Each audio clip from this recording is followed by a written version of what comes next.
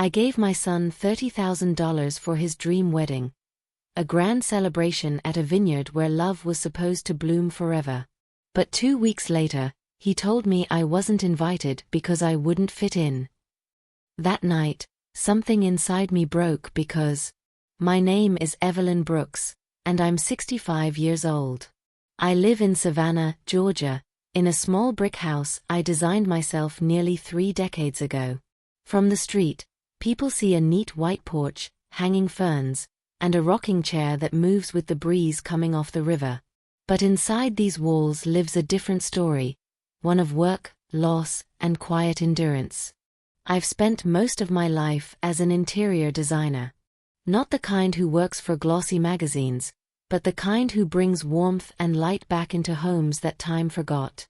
My hands have touched hundreds of walls, scraping, sanding, painting, turning broken places into beautiful ones. People say I have an eye for harmony.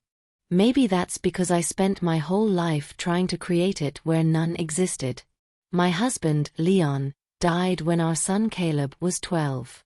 A heart attack, sudden, cruel, and final. Overnight, I went from being a wife with dreams to a single mother with bills. I worked day and night, sometimes sleeping in my studio, sometimes sketching designs by candlelight when the power company shut me off. Savannah nights are humid, but loneliness makes the air even heavier. Caleb was my only reason to keep breathing. Every decision I made, every project I accepted, every client I begged for work, it was all for him. I wanted him to walk in rooms where no one ever looked down on him the way they looked down on me. So when he got into Stanford, I sold one of my rental properties and paid the tuition in full. Education is your inheritance, I told him. The world can take everything else, but not what's in your mind. I can still remember standing at his graduation ceremony, the California sun so bright I had to shade my eyes just to see him. The crowd cheered when his name was called, but my applause was the loudest. I didn't care that my dress was a thrift store find or that my shoes pinched. My baby had done it. He hugged me afterward, smiled for pictures, and thanked me, but I felt the distance. His suit, his polished speech, his new world, it all made me feel like a visitor in my own child's life. And yet, I was proud. I told myself every mother's dream is for her child to stand taller than she ever could. For years after that, Caleb worked his way up in a San Francisco tech firm. He rarely called, rarely visited, but when he did, he always sounded busy. I convinced myself he was just building his future. Then one day, he called me out of the blue. His voice was lighter than it had been in years. "Mom," he said, "I've met someone." Her name was Isabella Monroe, elegant, educated, and from one of Georgia's oldest families. "She's incredible," he told me. "Her parents own vineyards and art galleries. They host charity galas, Mom, the kind of world you read about." I smiled into the phone, though something in my chest tightened. "Well, if she makes you happy, that's all that matters, baby." I had no idea that happiness was about to cost me $30,000, and something far more painful than money could ever buy. It was late on a Thursday evening when my phone rang. I remember the sound vividly, that cheerful tone I had assigned to Caleb years ago, one I hadn't heard in months. I was still in my studio, surrounded by fabric rolls and half-finished sketches, a cup of cold coffee beside me. I wiped my hands on a rag, picked up the phone, and smiled before even answering. "Hey, sweetheart," I said. "It's been a while. Everything okay?" His voice came through bright and alive, carrying a warmth that instantly pulled me back to the years when he was still my little boy. "Mom," he said, almost breathless, "I've got some big news." My heart lifted. "Good news, I hope?" He chuckled, that easy, confident laugh that had become rarer since his move to California. "The best kind. I proposed to Isabella, and she said yes." For a moment, I froze, caught between happiness and the sting of sudden distance. "You did?" I whispered. Oh baby, that's wonderful. I walked toward the window, looking out over the savannah streets bathed in the orange hue of the setting sun. The Spanish moss hanging from the old oak trees swayed gently in the breeze. My reflection on the glass looked older, softer, a woman who had worked too hard for too long, but who still smiled when she heard her son's joy. She's an amazing woman, Caleb continued. You'll love her, Mom. She's everything I ever wanted, smart, graceful, sophisticated. Her parents own the Monroe Vineyards near Napa. It's a different world. I smiled faintly. A world of fine wines and fine manners, huh? He laughed politely, but I could tell he didn't hear the quiet ache behind my words. Yeah, something like that. We talked for a while, about his plans, about how happy Isabella made him, about how the Monroes were already preparing a celebration.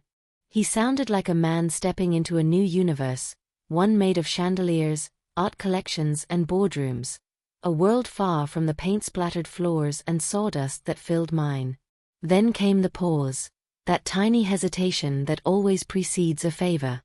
Mom, he said softly, I hate to ask this, but the vineyard requires a huge deposit for the wedding venue.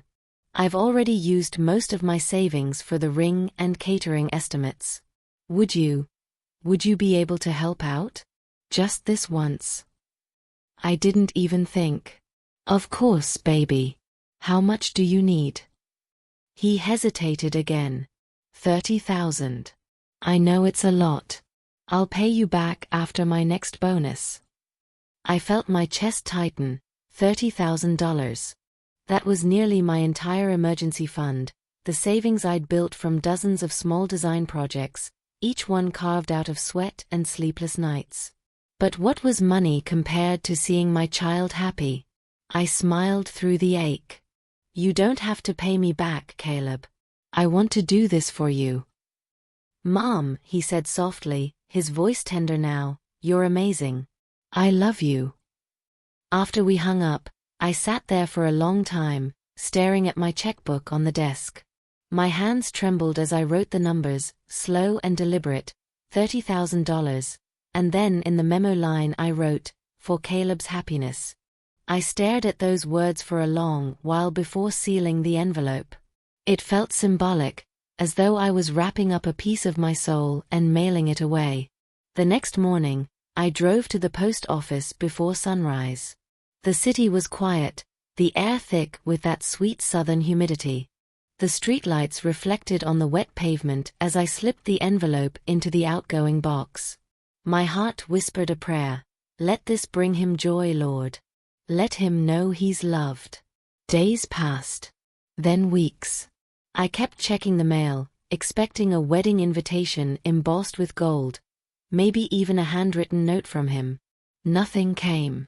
Finally, I called him one Sunday afternoon while rearranging fabric samples in my studio. Sweetheart, I haven't gotten the invitation yet. Did it get lost? There was silence on the other end, long awkward silence that stretched into something heavy. Then he sighed. Mom, it's complicated. My breath caught. Complicated how? His voice lowered, the tone suddenly formal, like he was rehearsing a difficult presentation. You wouldn't fit in. Isabella's family, they're very traditional, very particular about appearances. The guest list is tight, and well, they have a certain image to maintain. The words felt like glass slipping down my throat. Image. I repeated quietly. Caleb, what image are we talking about? He tried to soften it. You know what I mean, Mom. You've always been a hands-on person, paint, fabric, design tools. They're different. They come from a certain social circle. So I'm not good enough to sit at your wedding? He didn't answer right away. Then, barely above a whisper, he said, Please don't make this harder than it already is. You've done so much already. Just let me handle this my way. When the call ended, I sat there frozen, the silence in my studio pressing in on me like a storm. I looked around, at the paintbrushes, the sketches, the beautiful chaos that had built his future, and for the first time, it all felt meaningless. That night, I didn't sleep. I watched the shadows move across the ceiling and thought about every moment that led to this one. Every meal I skipped, every client I begged, every hour I spent working while he slept peacefully. And all of it led here. My son, the child I had built my life around, believed I didn't belong in his. The next morning, sunlight spilled across my studio, turning the dust in the air into floating gold. It should have been beautiful. Instead, everything around me felt hollow. The smell of fresh paint, usually my comfort, made my stomach twist. I kept replaying his words, "You wouldn't fit in." For years, I had imagined his wedding as the day all my sacrifices would finally make sense. I had pictured standing there in a soft lavender dress, watching him promise forever to the woman he loved. I'd even saved a small box of trinkets, old sketches, his baby blanket, Leon's cufflinks, planning to give it to him on that day. But now the box felt like a burden, a reminder that some dreams aren't meant for the people who build them. I tried to work, but every design I touched went wrong. My hands, usually steady, trembled. Colors clashed. Lines blurred. I ended up sitting on the floor, surrounded by torn sketches. It was a feeling I hadn't known in decades, helplessness. That night, I pulled out the album I kept hidden under my bed. The pages smelled faintly of cedar and old ink. Caleb's childhood flashed before me, the photo of him holding a paint roller twice his size, helping me finish a client's kitchen, the one of us eating peanut butter sandwiches in the truck because we couldn't afford dinner, the graduation photo, where he stood tall in his cap and gown while I clapped from the crowd, tears streaking my face. I remembered something Leon once told me before he died. When the world forgets your worth, Evie, build something so solid they have to stand on it to look down. Maybe I couldn't change Caleb's choices, but I could remind him what he was standing on. So I made 2 phone calls that night. The first was to my bank. I asked the woman on the line to freeze every account that carried Caleb's name, joint savings, credit lines, everything. She hesitated, asked if I was sure. "Completely," I said. "He needs to learn responsibility." The second call was to the airline. "I need a first-class ticket from Savannah to Napa," I said. "Departure on June 15th. The agent asked if I was traveling for pleasure or business. I thought for a moment, then answered quietly, "Neither. I'm traveling for the truth." I hung up, packed my portfolio, and laid out a navy blue suit I hadn't worn in years. I pressed the fabric smooth, polished my shoes until I saw my reflection. If I wasn't good enough to attend my son's wedding as his mother, I would walk into it as the woman who built the walls he was ashamed of. The morning I flew out of Savannah, the sky was a soft gray, heavy with the scent of rain. I watched from my airplane window as the city faded beneath the clouds, the moss-covered rooftops, the river winding like silver ribbon, the town that had witnessed every chapter of my life. I told myself I wasn't flying to confront anyone. I was flying to reclaim my dignity. When I landed in California, the sunlight felt sharper, colder. Napa Valley stretched before me, acres of rolling vineyards, stone cottages, and long roads lined with olive trees. I'd seen photos before, but standing there made it clear why Caleb had fallen for the place. It was beautiful, yes, but in a way that demanded you look expensive to belong. I rented a car and drove to the Monroe Vineyard Estate, the same estate I had once studied blueprints of 5 years earlier when I was part of the design team that restored its event hall. It was strange to think my work lived inside the same walls that now tried to keep me out. As I pulled up to the grand iron gates, a uniformed guard stepped forward. "Ma'am, this property is closed for a private event," he said. "I know," I replied, handing him a card from my bag. "Tell Isabella Monroe that Evelyn Brooks is here to see her."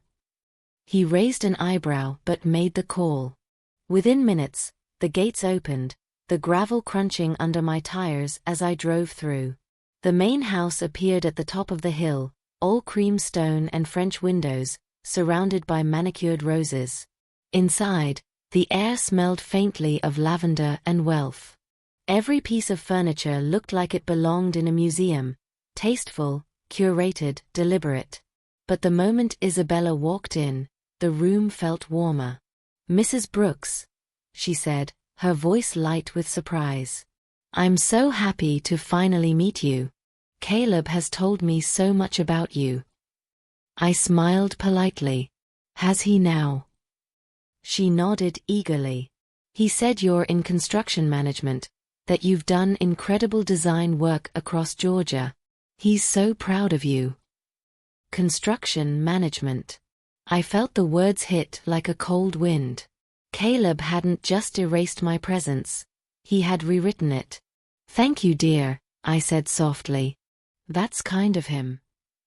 She motioned for me to follow her through a hallway filled with black and white photographs of vineyards and old family portraits. "We're finalizing the setup for tomorrow. You'll love the event hall. It's my favorite part of the property. The architecture, the lighting, it's perfect." I smiled faintly. "I should hope so. I designed it." She stopped walking. "You what?" "I'm an interior designer," I said calmly.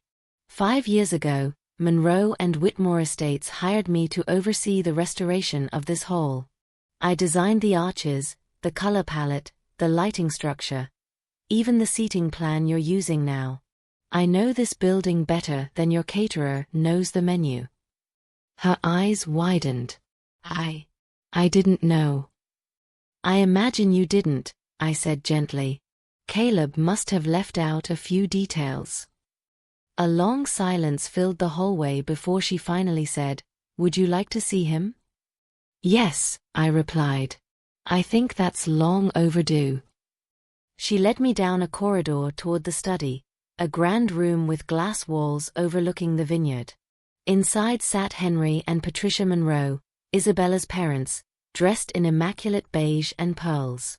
And beside them, standing stiff and pale, was my son. The moment Caleb saw me, color drained from his face. His jaw tensed, his polished charm cracking like old plaster. "Mom," he breathed. "What are you doing here?" I smiled. "I heard there was a wedding tomorrow. Thought I'd drop by to see how my $30,000 are being spent." Henry looked confused. $30,000? Patricia's eyebrows arched. "Caleb, is she serious?" Caleb stammered. "It's not what it sounds like. Mom, please." But I didn't let him finish. I turned to Henry and Patricia and extended my hand with quiet dignity. "I'm Evelyn Brooks, Caleb's mother. Interior designer. You may not know me, but you've been surrounded by my work for years." Henry stood, shaking my hand slowly.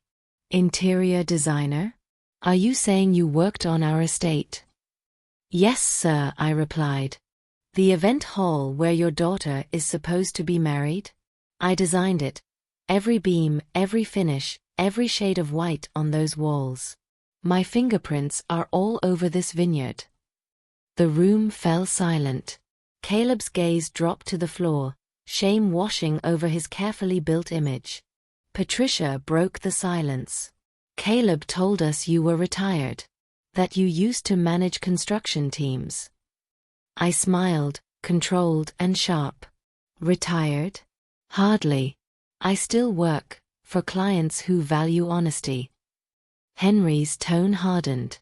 "Caleb, would you like to explain why your mother seems to know more about our estate than we do?" Caleb's voice trembled. I didn't want to complicate things." Isabella looked between us, realization dawning. "You lied to me," she whispered. "You said your mother was just some manager. You never told me she built this place." "Because it didn't matter," Caleb blurted.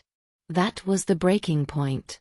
I turned toward him, my voice steady but cold. "It didn't matter? You erased the truth of the woman who built your life, and this wedding, because you were afraid she'd make you look small. He opened his mouth, but no words came out. Patricia stood, her face pale with anger. Caleb, I think you should leave. Now. Mrs. Monroe. Now.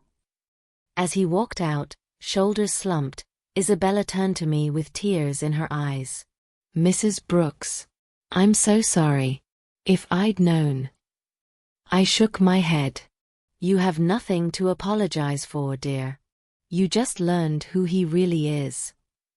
I looked around the study one last time, the sunlight glinting off the glass, the vineyard stretching out beyond the window, and felt a strange peace settle in my chest. The truth was finally standing where it belonged, in the open. When I stepped out of that study, I could still hear the echo of Caleb's shoes on the marble floor as he walked away. The sound was sharp, hollow, like something breaking that could never be fixed again. I stood there for a long moment, letting the silence settle.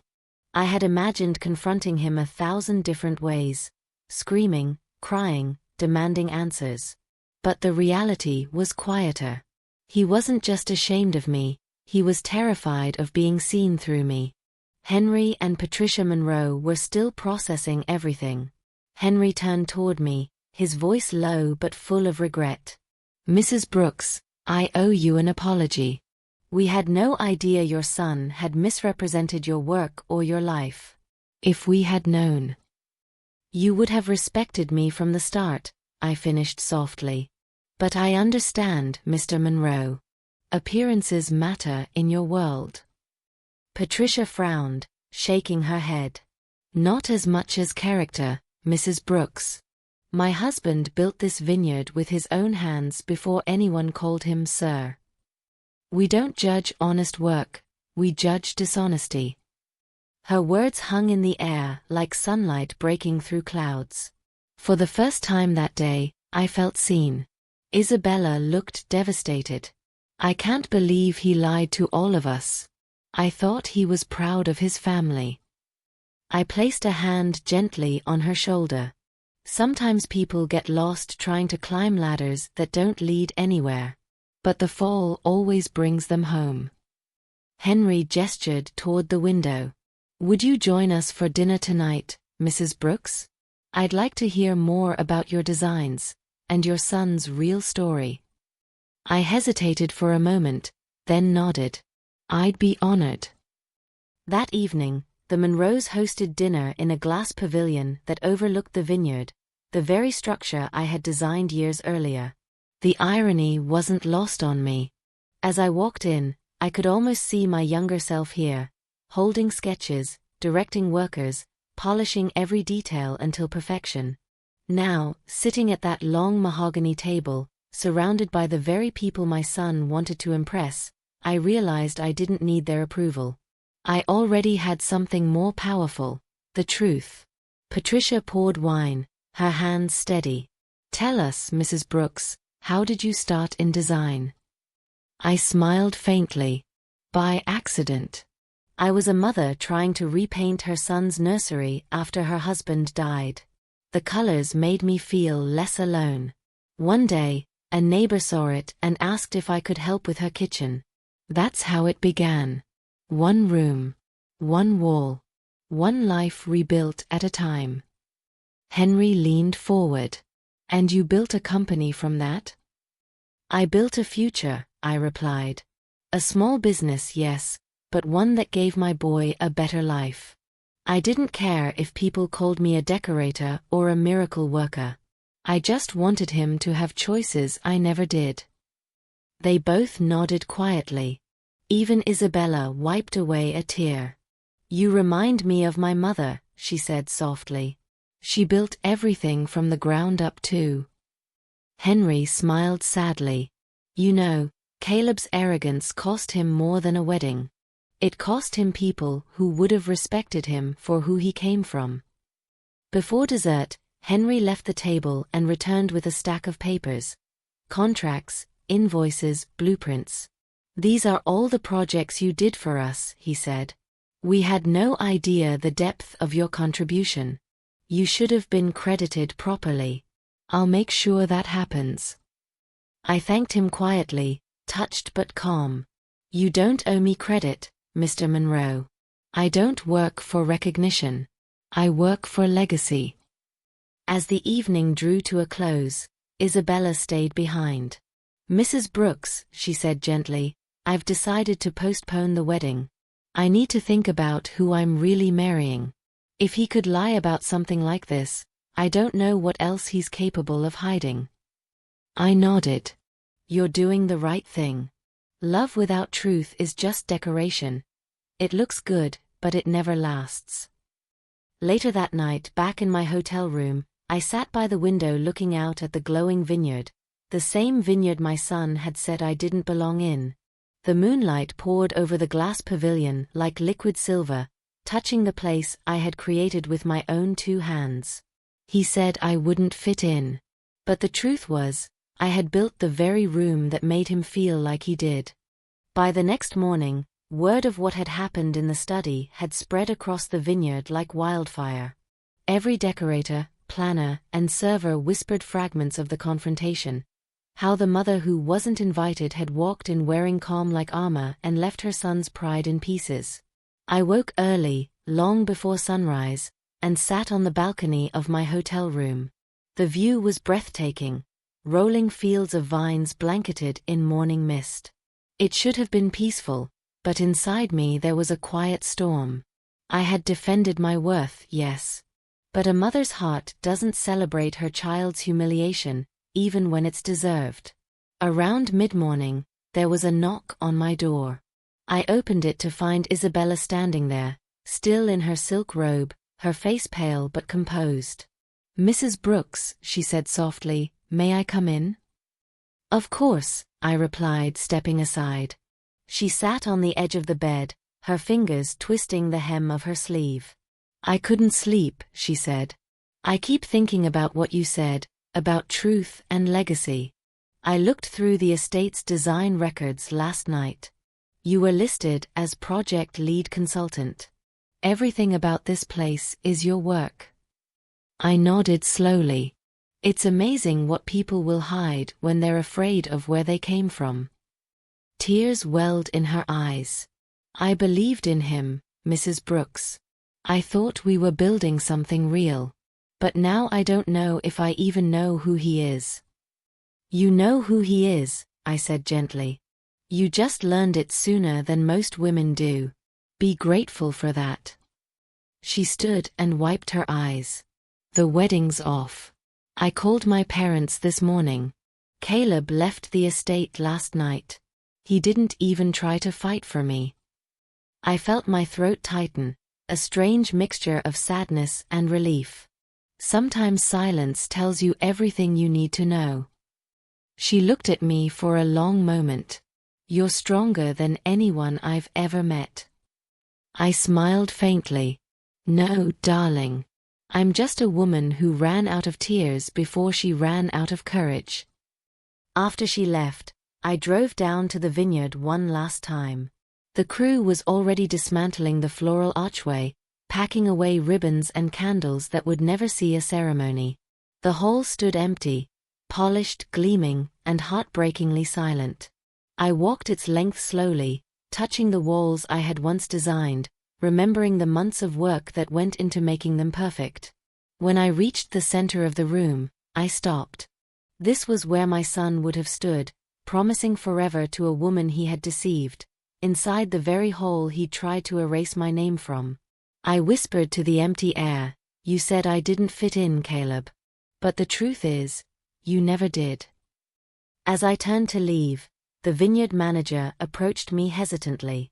Mrs. Brooks, Mr. Monroe asked me to give you this. He handed me a sealed envelope. Inside was a letter from Henry Monroe and a check for $30,000, the same amount I had given my son. The note read, Mrs. Brooks, this money belongs to you, not to the lies that buried it. Consider this a token of our respect, not repayment, but recognition. With gratitude, Henry and Patricia Monroe. I stared at the paper, my hands trembling. It wasn't about the money. It never had been. It was about being seen. For the first time in a long time, I felt like the world had finally looked my way and said, "You were enough all along." That night, I boarded a flight back to Savannah. As the plane ascended, the lights of California faded beneath me. I closed my eyes and whispered a prayer, not for vengeance, but for understanding. Because deep down, even through the anger, I still loved him. And no matter how far he fell, I knew one day the lesson would find him. It had been 3 weeks since I returned to Savannah. The air was thick with summer heat, heavy enough to cling to the skin. My studio smelled of varnish and old wood, familiar, grounding, safe. I tried to throw myself back into work, taking on 2 renovation projects and a small cafe redesign, but even surrounded by colors and textures, my mind kept drifting west, to my son, to that vineyard, to everything that had shattered in one afternoon. I hadn't heard from Caleb since that night. Not a word. Not an apology. Nothing. The silence was deafening, the kind that made every passing day feel like proof that maybe he had chosen his pride over his mother for good. One evening, as I was locking up my studio, I noticed the light blinking on my answering machine. I pressed the button, expecting another client inquiry. But the voice that filled the room made my heart stop. "Mom, it's me." For a few seconds, I couldn't breathe. His voice was hoarse, slower than I remembered, the sound of someone who hadn't slept in days. "I don't know where to start," he continued. "After everything that happened. After Isabella called it off, I tried to get back on my feet. But things fell apart fast. Word got around the company. The Monroes pulled out of our funding deal. The investors left. And then last night..." His voice cracked. "I had a car accident, Mom. Nothing fatal, just some broken ribs, a concussion. But when I woke up in the hospital, I realized I had no one to call.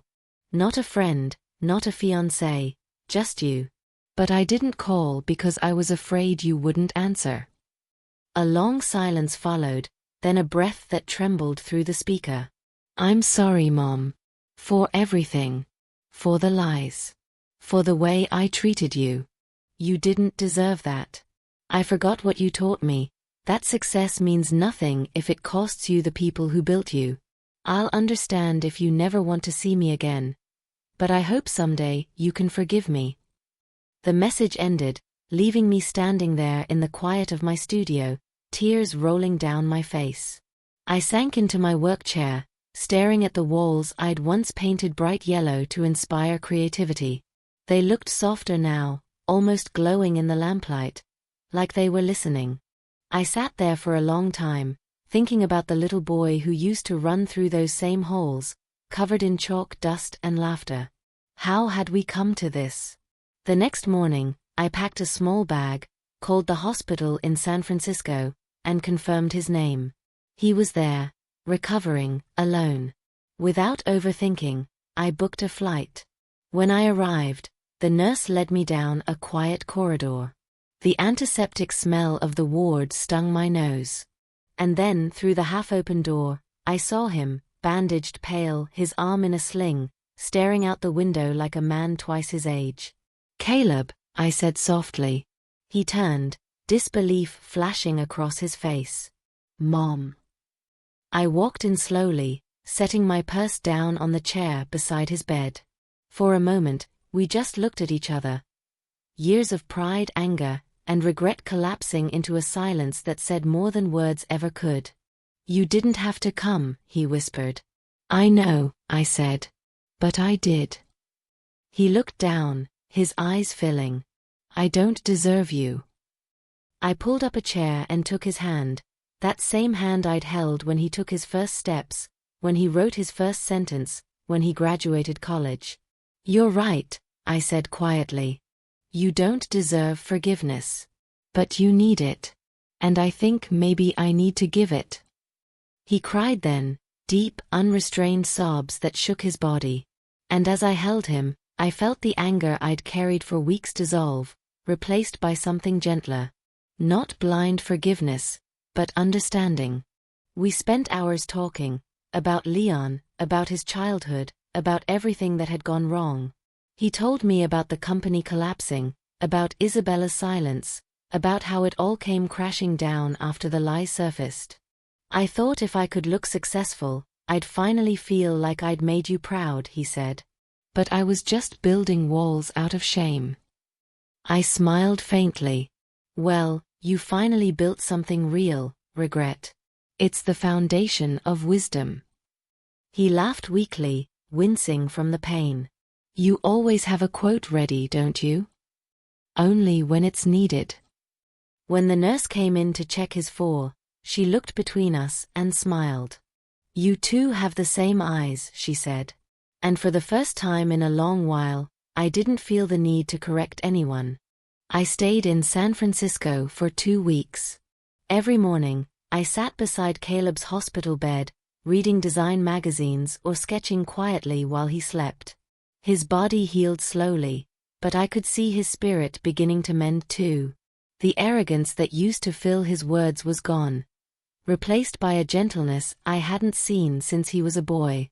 On the 5th day, he turned to me while I was flipping through fabric samples. Mom, he said softly, when I get out of here, I want to start over. I've been thinking a lot about what you said, about legacy, about building something real. I don't know if I can fix what I broke, but I want to try. I looked at him for a long time, searching his face for the man I'd raised. Not the one who had chased wealth, but the one who used to dream beside me while I worked late nights in my studio.